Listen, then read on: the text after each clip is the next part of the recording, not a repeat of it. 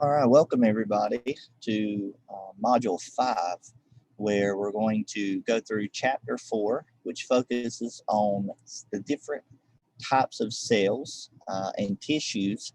And we're also going to start just kind of briefly introducing organ systems, so the different organ systems in the human body.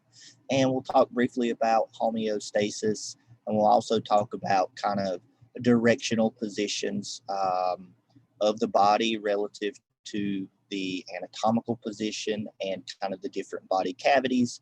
And so just kind of like a brief overview of directionality in the human body and kind of how we refer to it in medical terminology.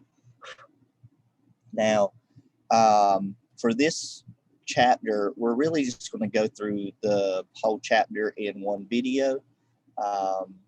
The lecture is about 42 slides long, but a lot of it will go by fairly quickly. So I'm not going to break it up into different videos. So feel free to pause and stop the video as you go through it, which I'm sure you already are aware of. All right, so the first thing we want to talk about are tissues. And so if you remember from our biological organization that we talked about in chapter 1, you have tissues that are made up of a bunch of different cells that have a common function. Okay? And you can take tissues with a common function and make organs, right? And then organs with a common function to have an organ system. So we're looking at that first level kind of where we start to get into organs and organ systems. So you need those cells to make up the tissues in order to have those organs. And there are 4 primary tissue types that exist within the human body.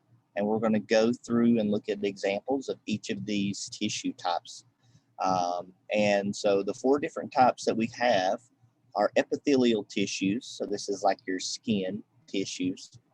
You have connective tissues, and there are lots of different types of connective tissues. There's specialized connective tissues. So blood is actually considered a connective tissue, and we'll learn a lot more about that in a few minutes. You have muscle tissues, and then you also have nervous tissue. Okay, so these are the 4 primary tissues that are found in the human body. And we're going to go through each one of these tissue types in detail throughout the rest of this chapter. And so starting with epithelial tissues, so the tissues that are mainly found in body cavities, so lining our body cavity, so like our abdominal cavity, our pleural cavity, our pericardial cavity. And so those cavities are lined with epithelial tissues. They also cover the surfaces of our body. So epithelial tissue makes up our skin, and epithelial tissue also is associated with our glands. And so there's what we call glandular epithelia. And we basically have epithelial cells that are modified to form glands. And so glands are tissues, cells. So they're cells that are releasing and secreting products either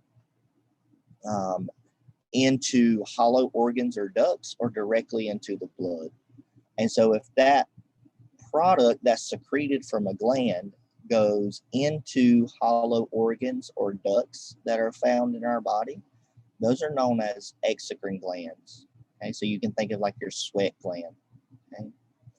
Endocrine glands secrete products, generally hormones, which are the most common types of products that are secreted from an endocrine gland, and that's secreted directly into the blood. And then the hormone will be carried throughout the blood as it circulates throughout the body, and then it will be distributed to the appropriate places that it needs to be around the body. When we look at epithelial tissue and say the types of tissue that will line the body cavities or serve as like our skin covering. Not skin covering, but serve as the skin, which is covering the body. There we go. We have three types of epithelial tissue, and we classify those epithelial tissue types based on their shape. And so we have three different shapes that we can look at. So the first is called squamosis. So these are typically flattened cells. They're not very tall, and so they have a really high surface area to volume ratio. And so they're really good for diffusional tissues that have to be near areas where diffusion happens. And so, for example, they're going to line vessels like your blood vessels. And so blood, it diffuses oxygen and carbon dioxide across those vessel tissues. And it also picks up waste and drops off waste. So it can't be very thick in terms of cell thickness, because again, we want that high surface area to volume ratio. And so the squamosis epithelial tissues are really good for covering areas that need diffusion, right? So where diffusion has to happen. So again, not only is it the blood vessels, but it's also the surface of the body, and then various parts of the lungs where diffusion has to happen. So for example, like your alveoli, and those areas in the lungs, okay? Now, cuboidal tissue is cube-shaped, okay? And these are found in the lining of tubules. So you can think of like your kidney tubules, and then also glandular tissue. So that glandular tissue that we were just talking about, say here, where it's the kind of like exocrine endocrine glands, right? And these are still areas where diffusion happens. It's just that, the surface area to volume ratio is not as high as the squamosis tissue types. Then the last tissue type we have are the columnar tissues. So just like the name suggests, they are column shaped. And then these cells line respiratory, digestive, and reproductive tracts. And we're going to continually mention these types of tissues throughout our discussions of the various organ systems as we move throughout the summer session. And so, for example, whenever we discuss blood and the heart, we'll talk a lot about squamosis tissues because, again, that diffusion happens. And then whenever we talk about, say, the urinary tract, we'll talk about, we'll mention cuboidal shape because they line those kidney tubules. And so again, this is kind of just serving as a foundation. So whenever we throw these terms up much more often as the semester continues, you're not lost. You're like, well, man, what is a cuboidal cell again? So you want to make sure you have this foundation as we continue throughout the class. Now, not only do we have epithelial tissues that are categorized based off of their shape, but we also have epithelial tissues that are categorized based off of how many layers they have. So for example, you can have a simple or single layered tissue type, or you can have a multiple layered or stratified tissue type. The simple single layered is what you'll see with the diffusion areas. So like I mentioned, all of these cells are good for diffusion. It's just that the flatter you are, the better you are for diffusion. But again, all of them are really important for diffusion.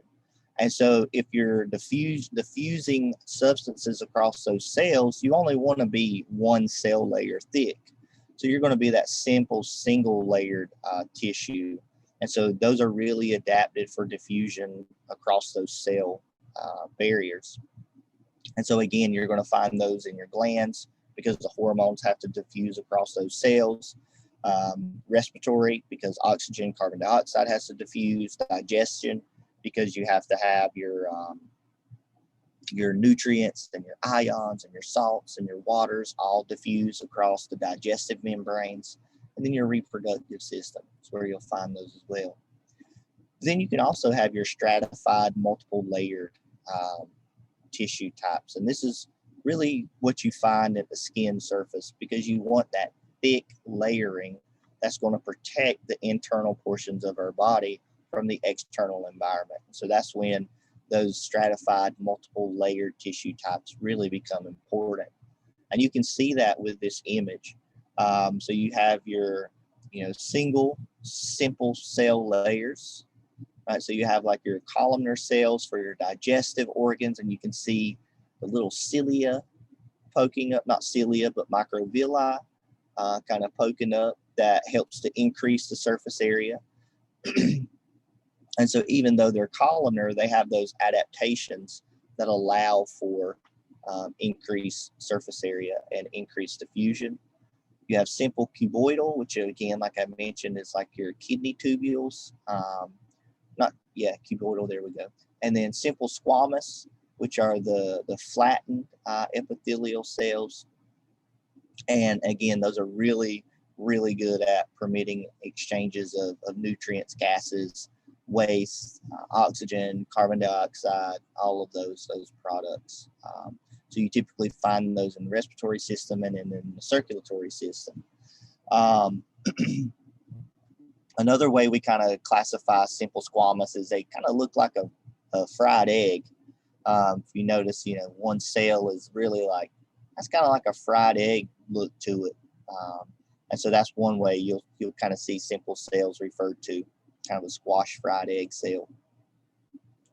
And then we have our stratified cell types, just again, multiple layers of those same cell shapes. So again, stratified squamous is outer layer of skin.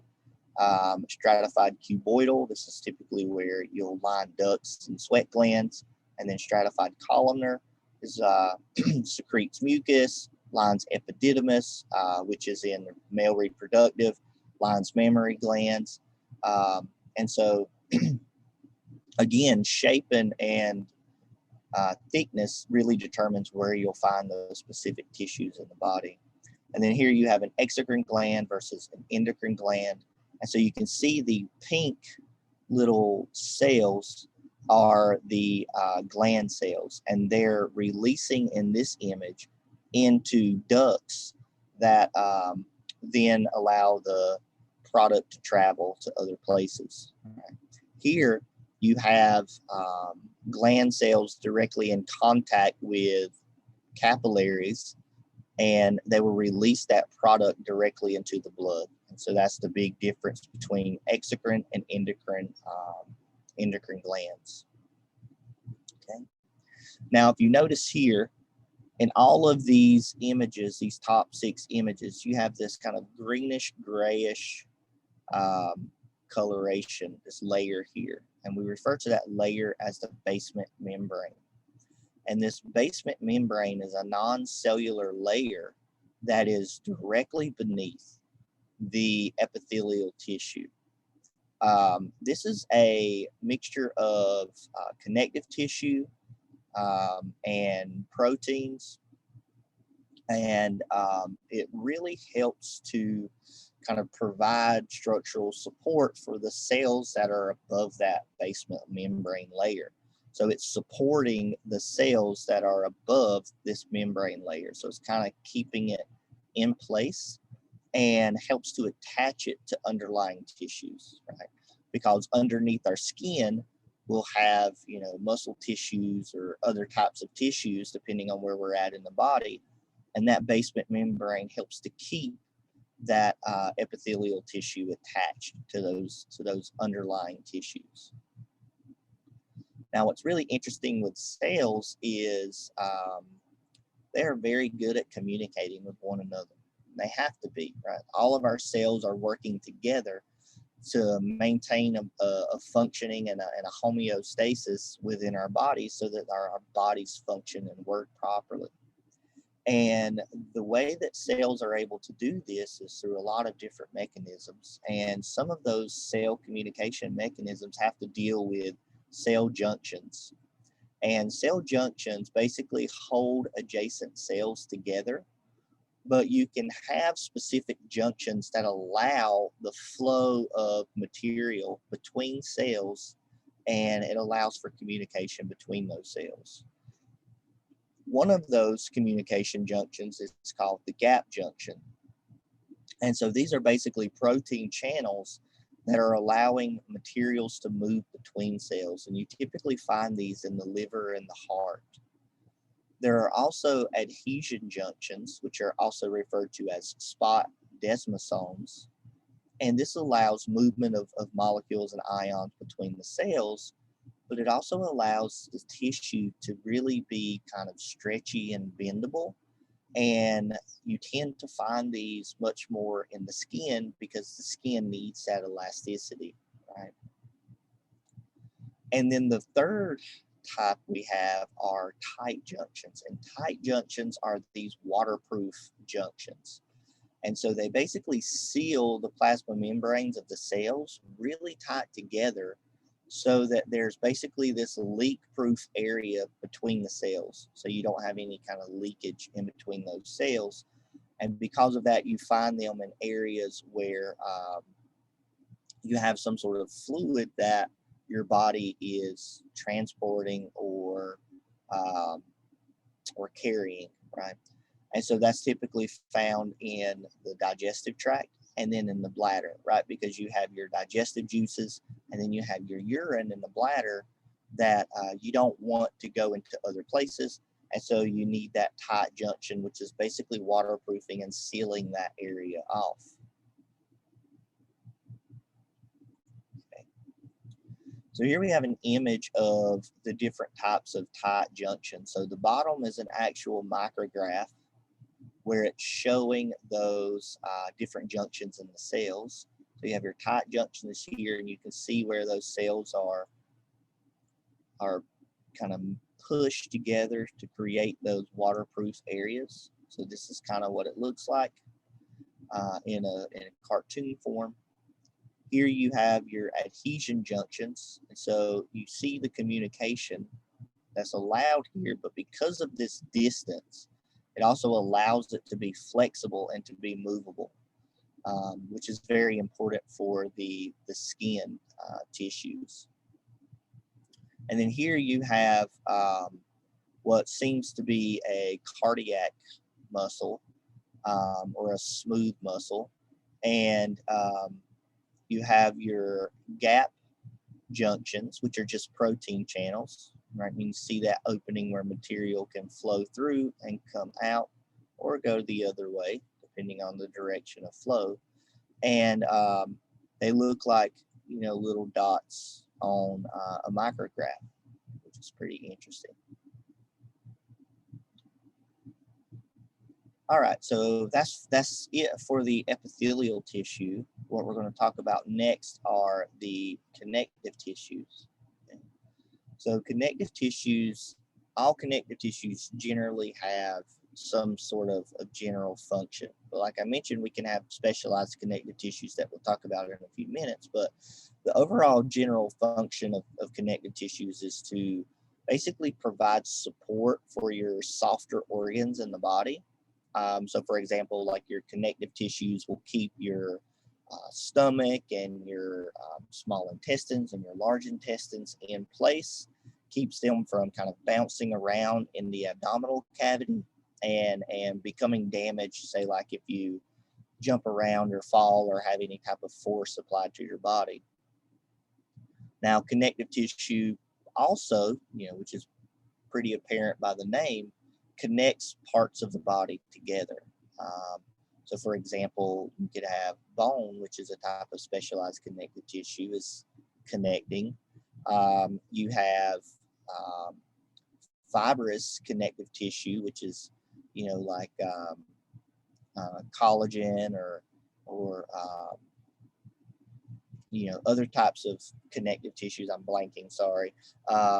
Where you're basically holding, say, like tendons and ligaments, right? Where you're holding two bones together or muscle to bone, that sort of connection interaction. Or you can have blood, which basically connects different cells of the body by traveling the blood traveling around and dropping off different molecules and waste, etc. So like your cells are connected to your respiratory system because the cells will drop off carbon dioxide, which will then go to your lungs, and then the lungs will bring oxygen to the cells via the blood. And so the blood is that connecting kind of system.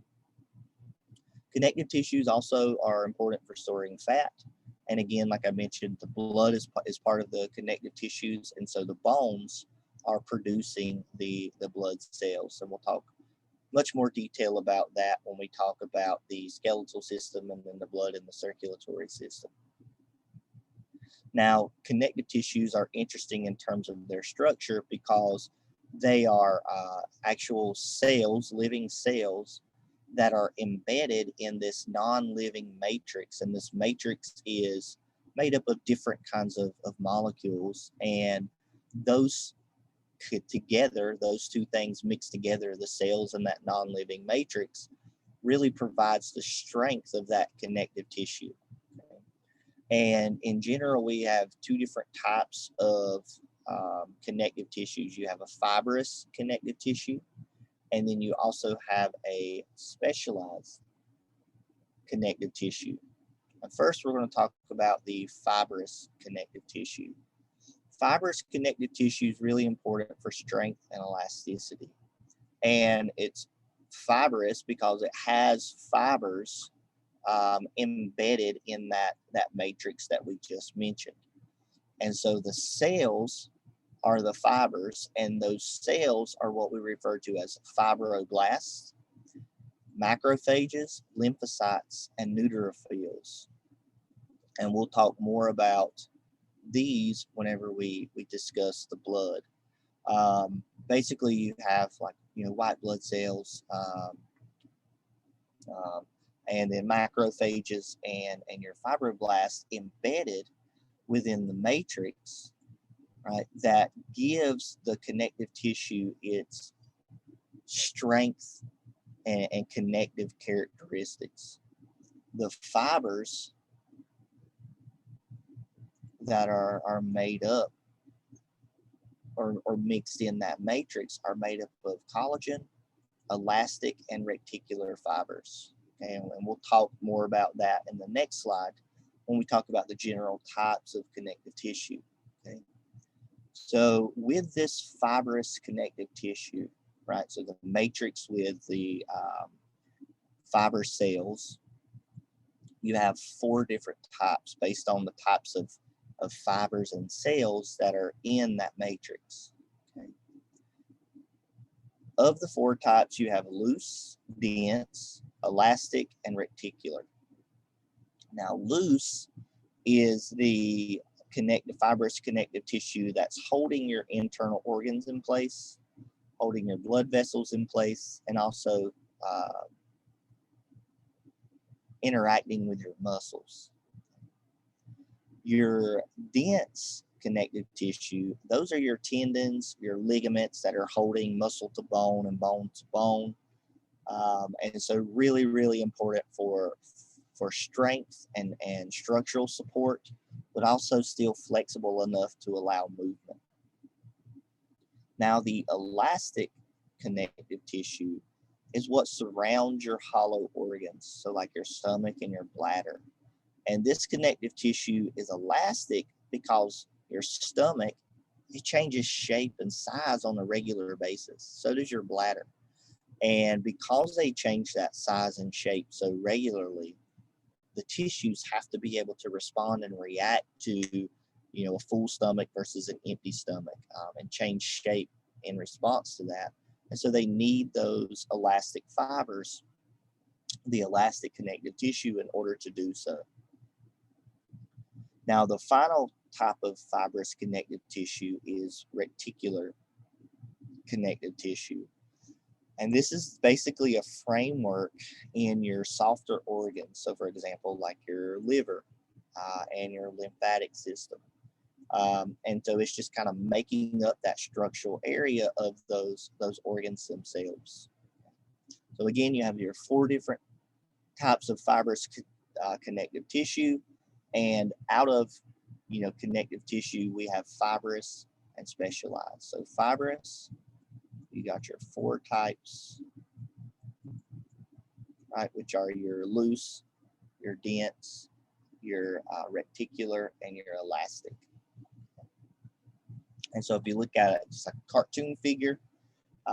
You got your elastic fibers here, which are really stretchable, your reticular fiber, which is like your structure.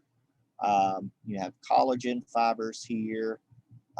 All of this white stuff is the ground substance that all of these kind of cells and fibers are embedded in.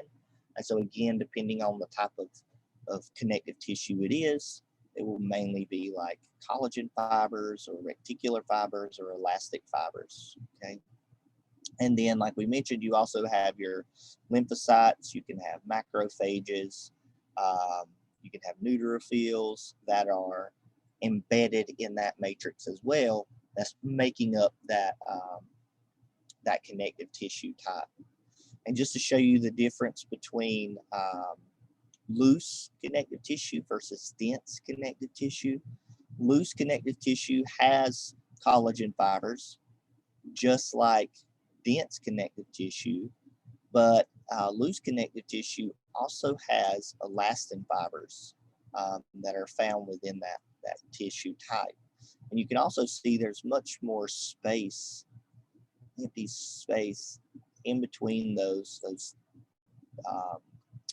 fibers compared to the dense connective tissue, which is where those fibers are just kind of really tightly stacked together. So much more dense, right? This is loosely packed, this is densely packed, which is kind of where the name comes from. So really narrow spaces between those adjacent fibers. And then they're arranged in kind of this horizontal pattern, whereas your loose connective tissues are arranged in really this random pattern, right? Where you have this way, you have that way, no real like pattern or structure to their arrangements. Okay, so a very big difference in terms of structural makeup and orientation of those collagen fibers. All right, so the next tissue type we're going to look at is the specialized connective tissue. So these are cartilage, blood, bone, and adipose tissue. Okay, so cartilage is just a tissue that has a lot of different functions depending on its location and where it's found. So for example, cartilage, it could be used as a cushioning mechanism. So for example, in between your vertebra or in between 2 bones, it can serve as a shock absorber. So like in your knees. Cartilage is also found in keeping shapes of certain body parts, so like your nose, your earlobes. And then another really important function of cartilage is the fact that bone develops from cartilage. And so all of our bones basically start out as a cartilage model that then gets replaced with mature bone cells. And so cartilage then is this transitional tissue that bone kind of develops from. And again, we'll talk all about how bones form in that process whenever we talk about the skeletal system. But for now, just kind of know that cartilage has these several different functions that it's associated with. And then bone, which is pretty obvious, it forms the skeletal system of our bodies, the support system, and gives us the ability to move. Blood is a fluid matrix, and by fluid matrix, again, just like with the connective tissue matrix, it's just made up of a lot of different molecules and substances. Blood is made up of plasma, red blood cells, white blood cells, and platelets. And again, we'll talk in a lot of detail about what those actually are and the percentages that each one makes up blood when we talk about the blood and the circulatory system. And then finally, And the last specialized connective tissue is the adipose tissue. So these are your fat cells, and they function for insulation, for cushioning, and then like we talked about in the organic chemistry chapter, or organic molecules, the energy storage function, right? So adipose tissue stores a lot of energy that the body can take advantage of.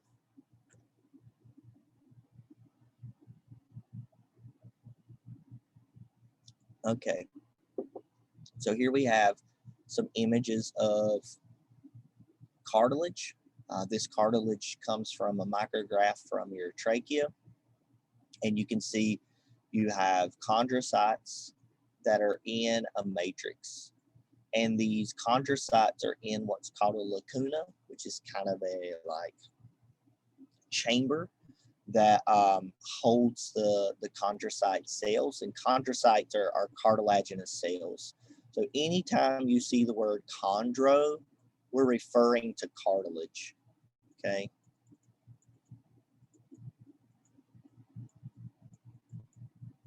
So chondro's referring to cartilage. And then anytime you see osteo, that's going to be bone, okay? And you'll hear these terms a lot as we talk about the different body systems. So basically you have cartilage cells, cartilaginous cells in this ground substance, this matrix that makes up the trachea. Here you have adipose tissue, which is all of these white, hollow-looking cells that are surrounding a blood vessel. So this is your blood vessel. And so basically these are, you know, like this says vacuoles that have a lot of fat cells.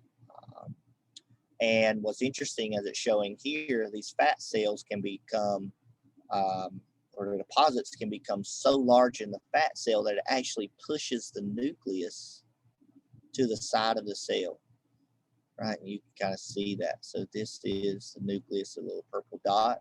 And so it's basically pushed to the side because all of the interior space is taken up by the fat deposit inside the cell. All right, so moving on to our third tissue type, we're going to look at muscle tissue.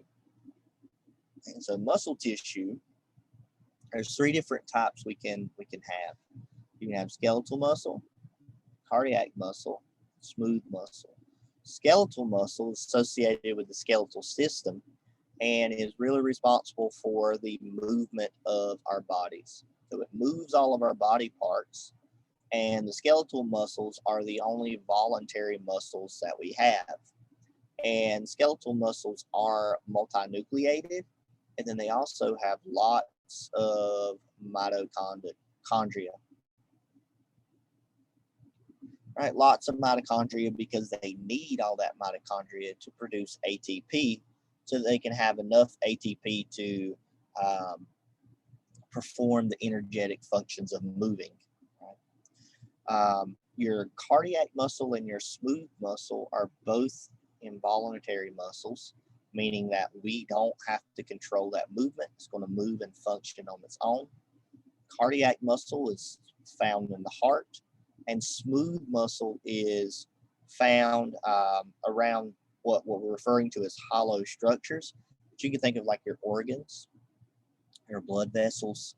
And so those smooth muscles will like surround your organs or your blood vessels, and it will cause the contractions to happen that allow the or cause the movement of molecules or substances in those organs. And again, we'll talk all about the different types of smooth muscles as we go through the different organ systems themselves. Now here are images showing what the three different types of muscles look like. Skeletal muscles have this apparent striation pattern. And cardiac muscles also have a striation pattern, but the way you can differentiate is the fact that cardiac muscles have a different shape. So you can see that this one cardiac muscle cell is, kind of like branched a little bit, right? And they're not densely packed together. Whereas this skeletal muscle cell, this is one muscle cell, right? This is a muscle cell. Okay? You have all of these muscle cells kind of stacked on one another, and you can really see that in the drawing.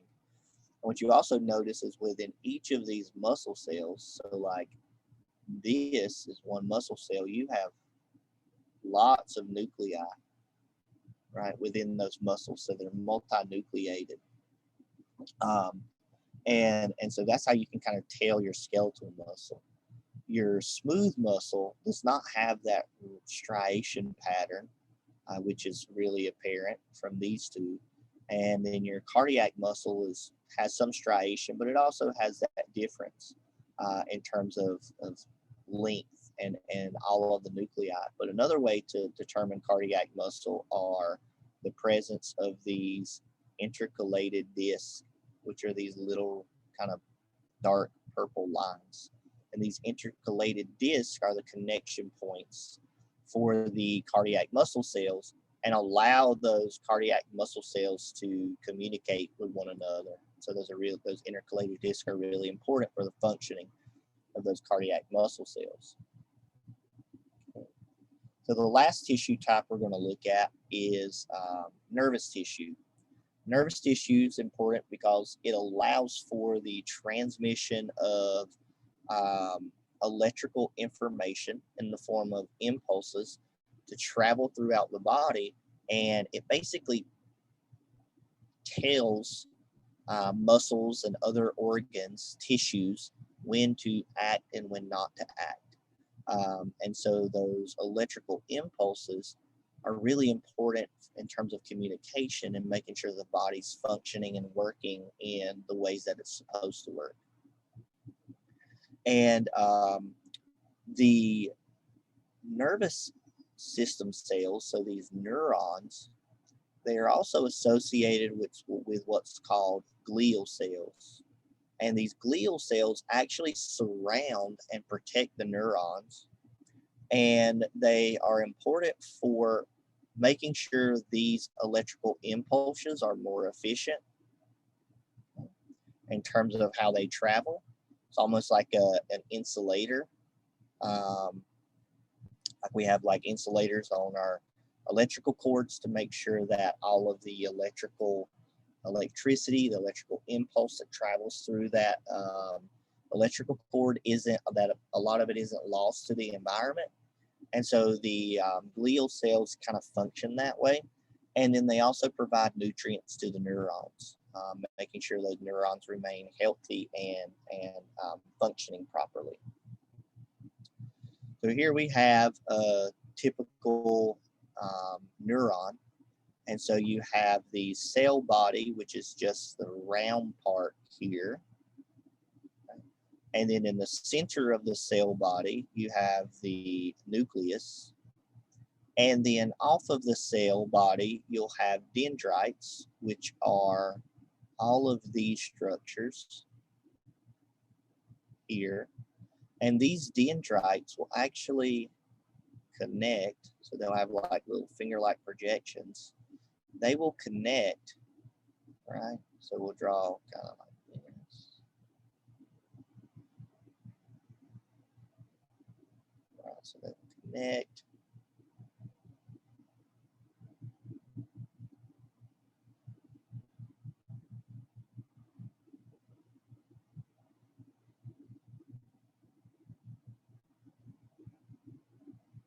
Right, they will connect to the axon terminal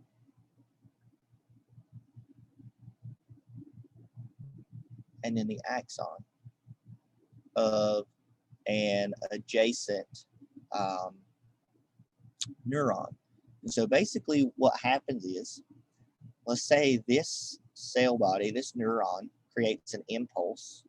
That impulse will travel from the cell body to the axon, travel the axon to the axon terminal, and then it will travel from the axon terminal to the dendrite of the adjacent neuron, right? So these are the dendrites.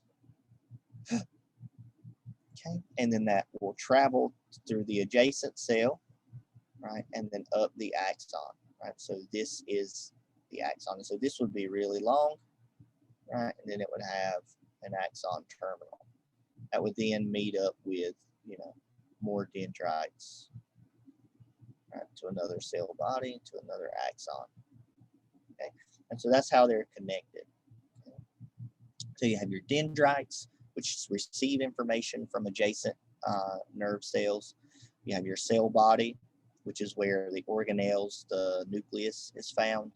Then you have your axon, which carries information to an adjacent cell, and the axons can actually come in contact with an adjacent neuron or another tissue type, so like a muscle cell, for example, and basically provide an electrical signal that tells that muscle cell to contract.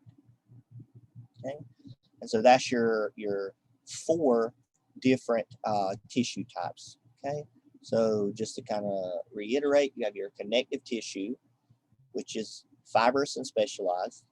Fibrous is made up of 4 types, which are your loose, dense, elastic, and reticular. Then you have your specialized, which is cartilage, bone, blood, and adipose tissue. Okay, so that's your connective tissue. Then you have your muscle tissue, right? So skeletal, cardiac, and smooth. You have your nervous tissue, which are your neurons and your glial cells. Okay, and so those make up your 3 of the 4 tissue types, and then the last tissue type is the epithelial tissues. Right? And your epithelial tissues are like your coverings. Okay, so it can be simple, single layered, etc. Right? And so that basically is the overview of your 4 different tissue types. And so now what we're going to move into is we're going to take a step up on that biological hierarchy, and we're going to look at organs and organ systems. Okay, and so we're not really going to look at organ systems. That's what kind of the remaining chapters in this session will be, in this course. We'll be focusing on each individual organ system, and we'll talk about most of the major organ systems in the body. There are a few that we won't get to in detail, but we'll get through most of them. So for example, we will talk about skeletal system, muscle system, digestive system, urinary system, circulatory system, respiratory system, and there's like one more I'm forgetting. But so we're going to talk about a lot of the organ systems, and in total we have 11 organ systems that make up the human body. And if you remember, organs are made up of 2 or more tissue types that are joined together with the same function. So we have cells to tissues to organs, and then organs make our organ systems. Right? It shouldn't be organs, let's just say organ. And so that's the kind of hierarchy. Remember that biological hierarchy that we've been focusing on.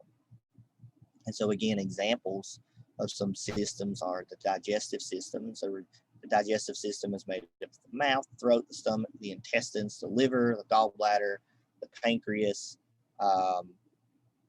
And then again, you have like your lymphatic system, which is your lymph nodes, your tonsils, and your spleen. We won't really talk much about the lymphatic system, but we will mention it whenever we talk about circulatory system and blood. So here's a figure from your book that has 6 of the 11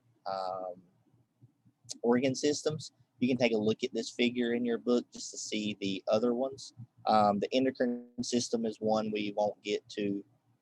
We will talk about the integumentary system, skeletal system, muscular, digestive, and nervous system. So integumentary and nervous system were the other two that I was forgetting. Okay, so those are the ones we'll mainly talk about. All right, so moving on from that, now we're going to just finish up the lecture, really kind of talking about directionality of the body and talking about the different body cavities. And we'll finish just kind of with how our bodies and our organ systems are working together to maintain a state of homeostasis. And we'll discuss how homeostasis is this negative feedback system. Okay. So within the human body, we have several different cavities, and we can break these up into our anterior cavity and our posterior cavity. Okay, anterior just basically meaning the front of the body, posterior meaning the back of the body. The anterior cavity can be divided into two subcavities, so your thoracic cavity and your abdominal cavity. These cavities are separated by the diaphragm, okay? And then within the thoracic cavity, you have two more cavities, or actually three cavities. You have three cavities. You have the two pleural cavities, which are associated with the lungs, and you have the pericardial cavity, which is the heart. Okay. And then again, below the thoracic cavity, below the diaphragm, you have the abdominal cavity, which is where a lot of the other organs in our body are found, right? So we have like our brain and stuff and our spinal cord, which is in the posterior cavity. Pretty much everything else is in your abdominal cavity, like your stomach, your spleen, your intestines, your large intestines, etc. A lot of your reproductive organs. And so all of that's in the abdominal cavity. Then the posterior cavity is the cranial cavity and then the spinal cavity. Okay, and we have a figure that's kind of representing this, and then you'll also in your lab exercise when you get the body cavities, you'll have to make sure you can label these and distinguish between these different cavities. And now remember, we talked about epithelial tissue lining the body cavities. And so you have these epithelial membranes, these tissue membranes that line the body cavities to help reduce friction of organs on the insides of the body cavities and to provide some lubrication. And these are referred to as serous membranes. Okay. So here's an image that shows those different cavities. So the anterior cavity is at the front. So that's these cavities here. So the thoracic cavity is above the abdominal cavity. And again, that's separated by the diaphragm. And then if you look at this front view, you have your thoracic cavity up here. Again, remember it's divided into three smaller cavities. You have two pleural cavities, right? Anything pleural is usually going to be associated with the lung. So those are your lung cavities. And then you have your pericardial cavity, and cardial is always going to be with the heart. And so that's the cavity that our heart is found in. Okay. And then underneath is the abdominal cavity. And then below the abdominal cavity, you also have the pelvic cavity. Okay, we forgot to mention that in this slide. Should actually add that to the bottom there. So let's do.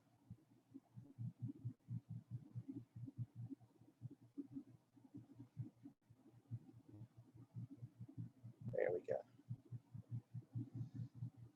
go. All right.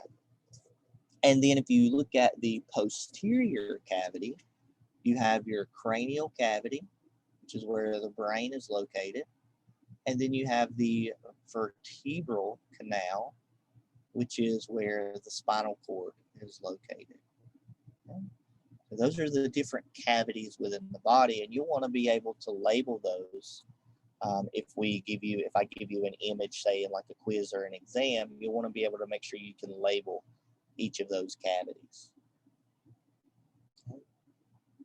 Now, like I mentioned, those cavities are surrounded by membranes. They're not surrounded, but basically lined by membranes. And we mentioned one of those membranes as a serosus membrane.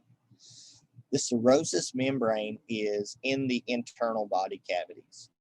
And like I mentioned, that's there to reduce friction between the organs and the body cavities. And it provides this kind of fluid that helps to lubricate and to reduce that friction between the organs and the body cavity. There are other membranes that are found throughout the body. So for example, we have mucosous membranes. These are usually found in like your airways and your digestive tracts and reproductive tract. We'll really talk about these two more in this class. Your airways, the mucus is there to help trap foreign particles like dust and other things that could enter your body as you breathe, and to capture those in the mucus, and then the cilia pushes that mucus back up and we can remove it from our body. Then you have the digestive tract, which has mucus that helps to protect the tissues from the acids that are there to break down the food. And then the mucosous membranes are, lubricating as well. And then we've also mentioned capture debris. Now, synovial membranes we'll talk a lot about when we talk about the skeletal system, because these membranes are found in your movable joints. So like in your knees and your hips, and then your shoulders and your elbows, where there's a lot of movement in those joints. And so those synovial membranes are there to reduce friction. So they lubricate and reduce the friction that could occur between the bones in those joints, so the bones don't damage themselves by moving back and forth. And then finally, we have your cutaneous membranes, which again is just forming the outer covering, better known as skin, around our bodies.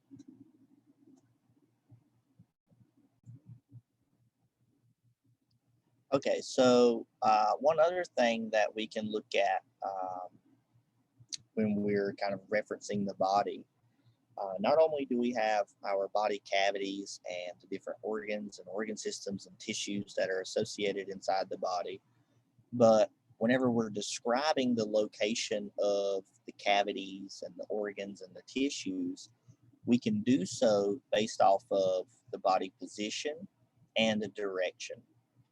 And so the body can actually be separated into three planes. We have the mid-sagittal, the frontal, and the transverse. The mid-sagittal basically divides the body left and right. So you imagine if you drew a line from the top of your head down to your feet and divided your body in half. That way you would have your left and right sides.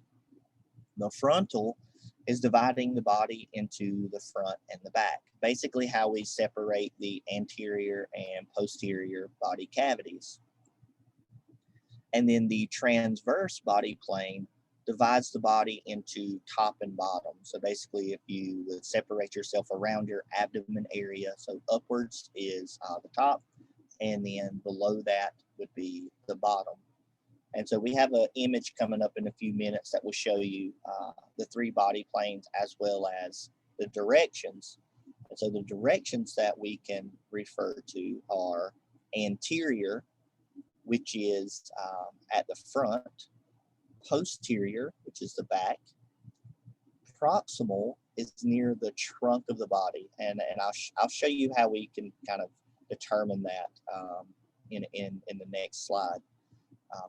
Distal is farther away from the body trunk, superior is above, and inferior is below.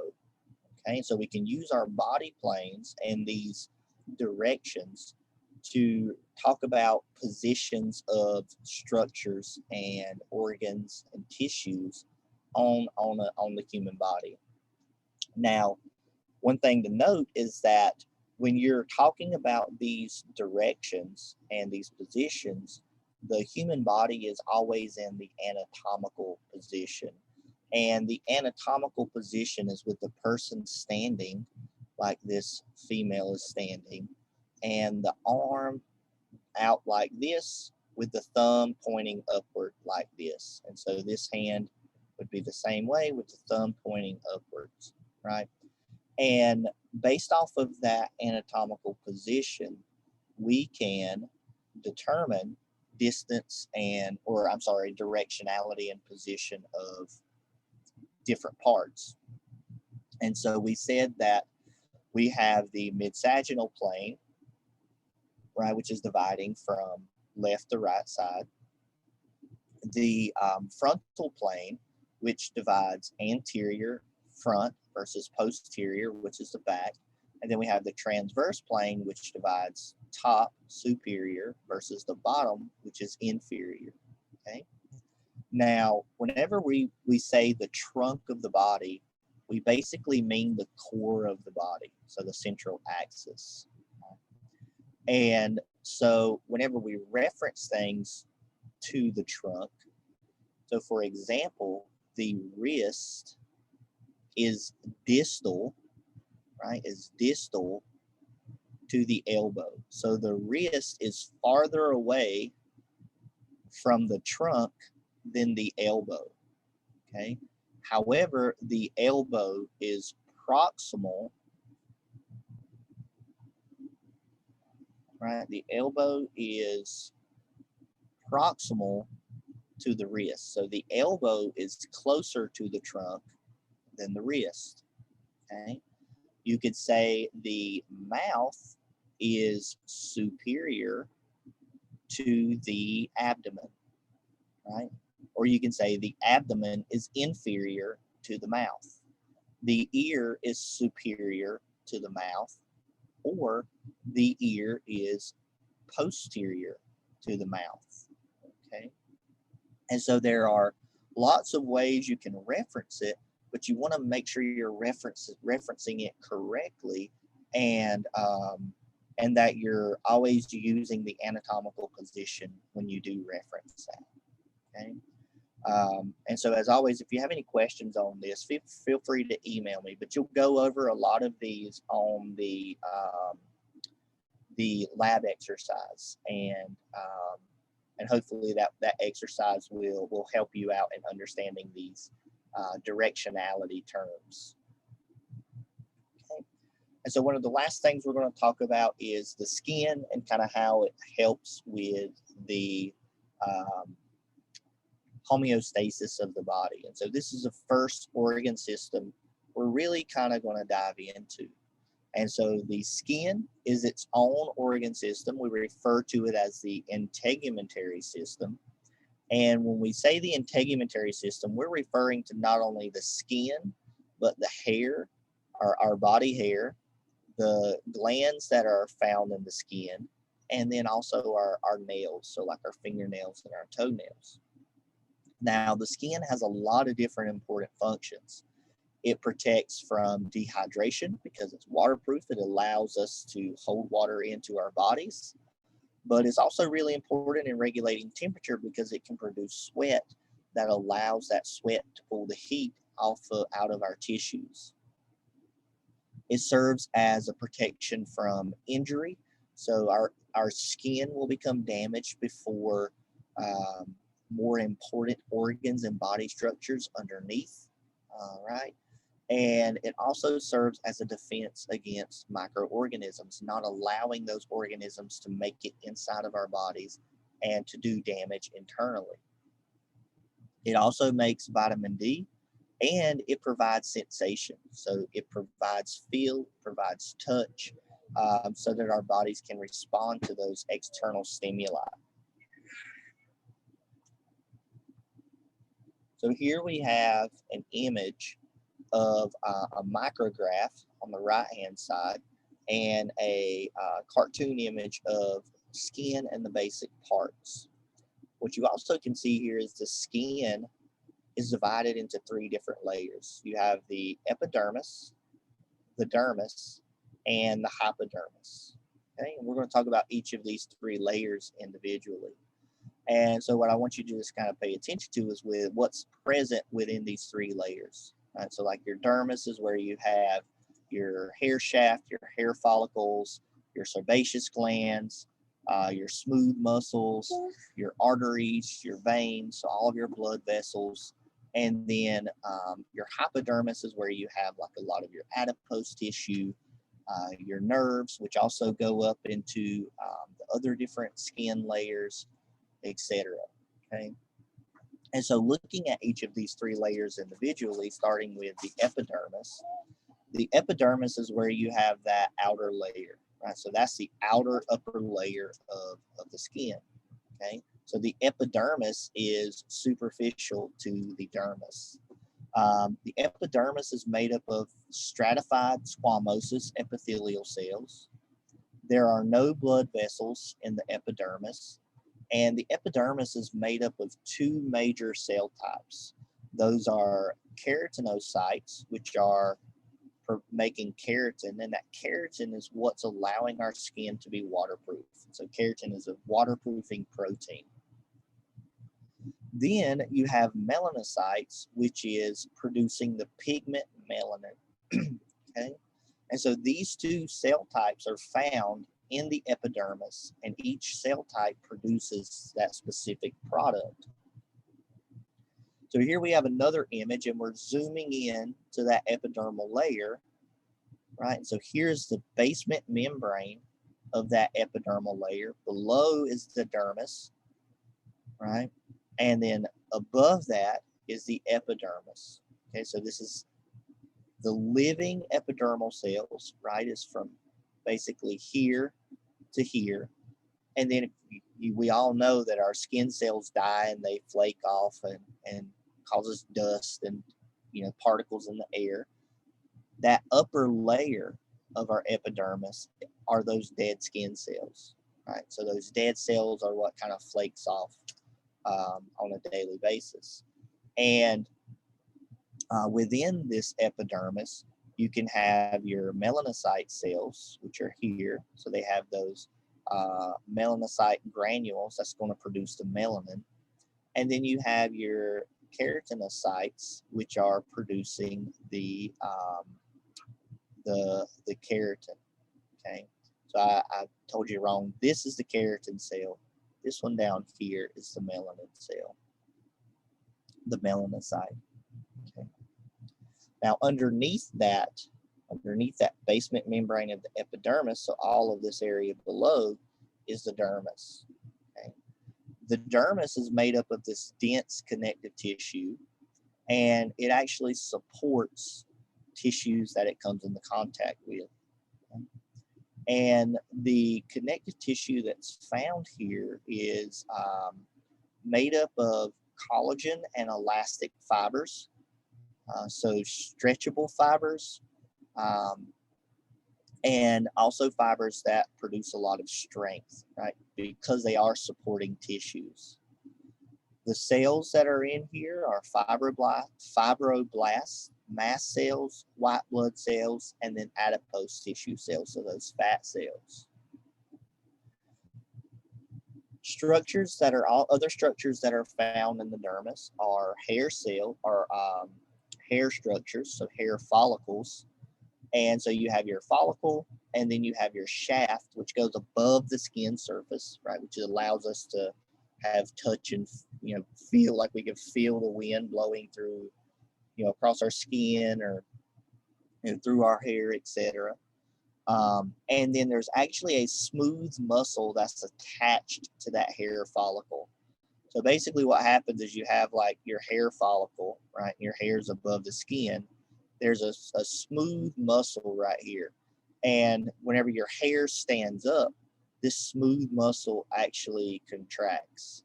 And as it contracts, it shortens and it causes that hair to stand upright, right? Basically like pulls it up. And so that smooth muscle is there to raise the hair into that upright position. So like when your hair stands up, that's basically what's happening. There's also sebaceous glands, and these are oil glands that secretes an oil called sebum which is there to moisten and soften the skin and to help keep it lubricated. We also have sweat glands that are important for, like I mentioned, temperature regulation. I already mentioned these. I don't know why I have it twice, but sebaceous glands. So again, not only skin, but also affects your hair. Blood vessels are found in the dermis. We'll talk much more about these blood vessels, but in generally it's nutrients and waste transport. Blood vessels are also really important in temperature regulation, though. So whenever you're hot, the blood will go to the surface of the skin, the blood vessels will dilate, and then the heat can leave out of the skin. And then if it's cold, your blood vessels will contract and constrict and try to be far away from the surface of the skin so that we can retain the heat within our body. Then we also have nerve endings, which allows us to detect all the different senses, so deep pressure, vibration, touch, cold, etc. And so the dermis really has all of the kind of structural accessory components that make up kind of the functioning area of the skin. Okay. And like we mentioned, our bodies are regulated and we have this state of homeostasis where we need a specific body temperature, a specific blood pH, and specific ion concentration, water volume in our cells, etc. And all of this is maintained by all of our different organ systems. And so this maintenance occurs through what's called a negative feedback control system. So you can have negative feedback systems and you can have positive feedback systems. Now, negative feedback systems maintain a consistent environment. And that happens because you have several different components working together and interacting with each other to make sure that system kind of stays in a steady state. So basically with a negative feedback system, you have a controlled variable, you have a sensor, a control center, and an effector. Okay. Now, in a negative feedback system, your controlled variable is your set variable. So it's what you want, right? It's what you want it to stay at. And so what a negative feedback system really is whenever you have any type of deviation from that set variable, it's detected and then counteracted, right? So you can think of the thermostat in your house or the air conditioner in your house. So your controlled variable, it could be any physical or chemical property that will vary and needs to be maintained constant, right? So it could be like your pH, it could be your temperature, it could be how much salts are in your blood, it could be how much oxygen is in your blood. And so our bodies will regulate that and determine whether or not we need more or less of those different properties. And so that's the variable. And in the example of your thermostat, it would be the air temperature in your house, right? And so let's say we like it 73 degrees in your house, right? You would set that on your thermostat. And you would have a sensor that monitors that current value, right? So that would be your thermostat. Your thermostat is your sensor that's controlling the variable of temperature. And you tell your sensor that you want that variable to stay at 73 degrees. And so it will continually detect the temperature. And if there are any deviations from that, then it will cause reactions and effects to happen to bring that temperature back to its set point. And so the control center receives input from the sensor and then signals the effector to basically work. Okay. And then the effector is whatever is taking action to correct the imbalance. So in the thermostat case, it would be your air conditioner, right? So for example, say we want our set point to be 73 degrees. If it goes too low, then the thermostat will sense it. It will tell the heater, uh, you know, we need to, or it won't tell the heater. The heater's the effector. Right? So this is the heater. It will basically tell the circuit boards that turn the heater on, hey, you need to turn on because the temperature's too low. And then the heater, the effector, will blow out heat that will then raise that set point back up to 73. The opposite happens if it gets too high. So basically the thermostat will tell the circuit information, hey, it's too hot in here. We need the AC to turn on to get back to 73 degrees Fahrenheit in our house. So our bodies go the same way and does the same thing. So let's say we have pH being regulated in our blood. Basically what will happen is if the pH gets too low, it becomes too acidic, then it will release the buffer. Our body will sense it. It will release the buffer, and the buffer will raise it back up, right? That bicarbonate will raise the pH back up. If it becomes too high, too alkaline, then our bodies will detect it. Our brains, our control center will tell our body to release more calcium carbonate, and that will lower our pH, right? And so here we just have that example of maintaining a core body temperature. So our controlled variable is the body temperature. The sensors are the skin and our internal organs. The control center is the hypothalamus. So the hypothalamus basically controls what our organs do in response to deviations from our set body temperature. And so those organs are the effectors, your blood vessels, your sweat glands, and your skeletal muscles. So for example, if you have too low of a body core temperature, your skin and internal organs will detect that, will tell the hypothalamus, hey, our body temperature is getting too low. We need to conserve heat and generate heat. So to save heat, the blood vessels will constrict, move away from the skin surface to retain heat.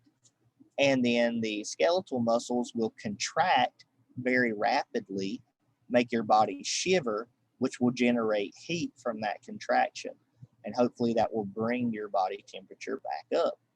However, if it's too high, the opposite happens. Your body will sweat to release the heat off the surface of the skin as the sweat evaporates. And then your blood vessels will dilate. They will move closer to the skin so that the heat can leave from the skin surface. So here we have a video just kind of showing in animation form these feedback loops.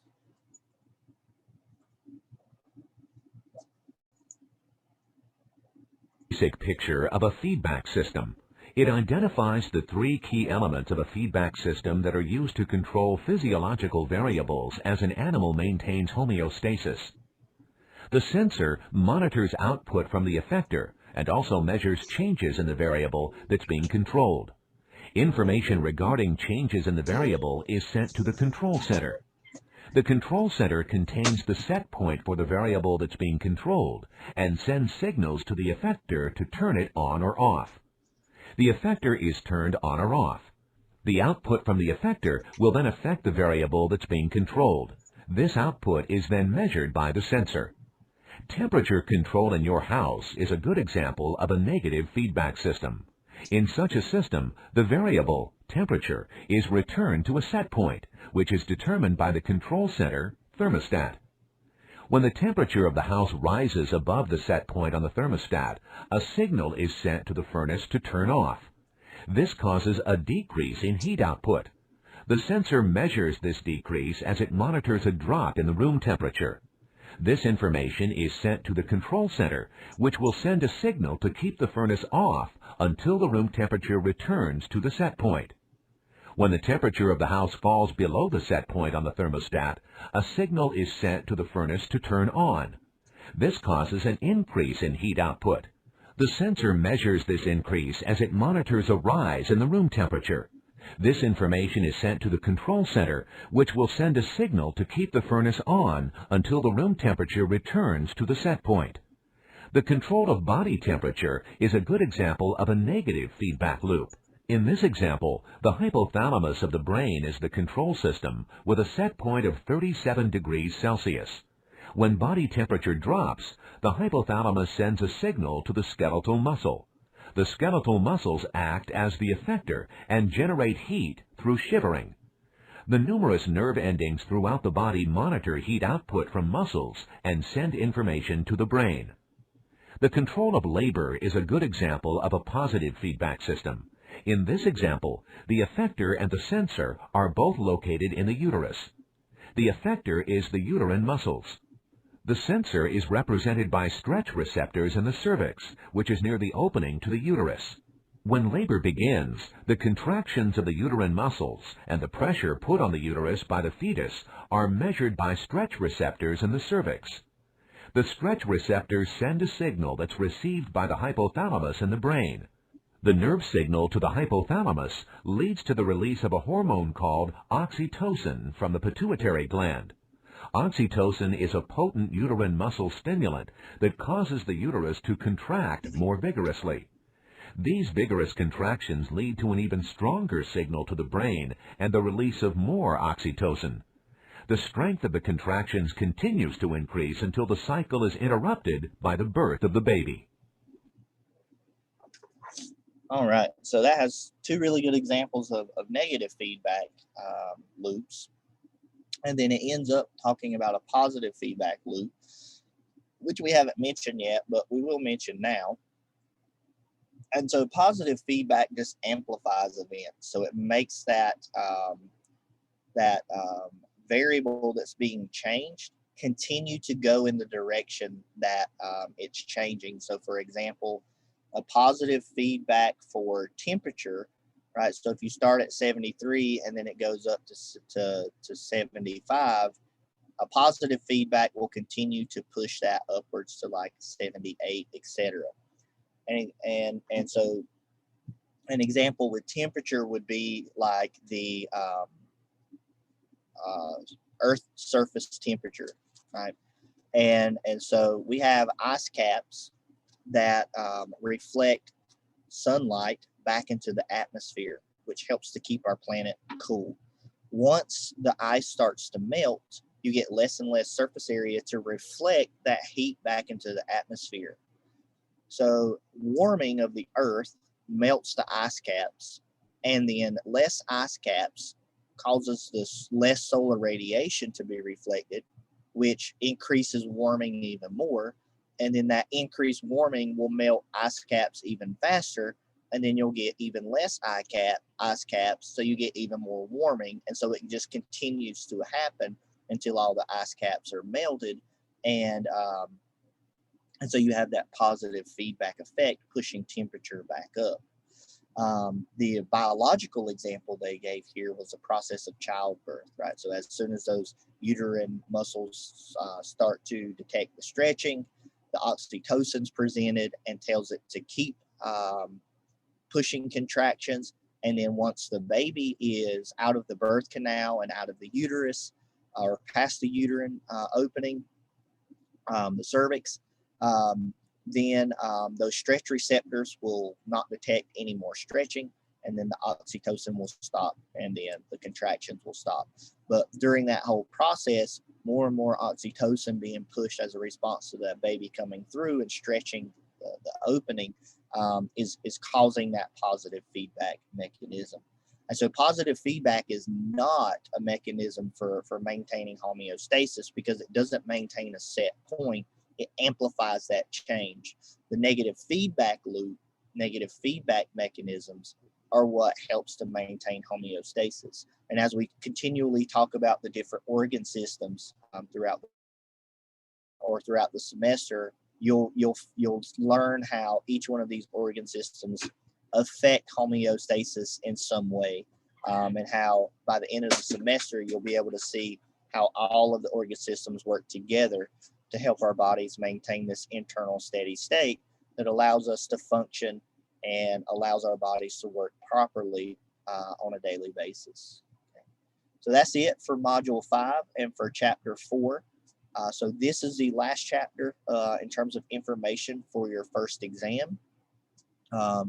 And so make sure you go back and look at your first 4 chapters, and you study for your exam, and just let me know if you have any questions. If you have any concerns, feel free to email me, and we will see you in the next module.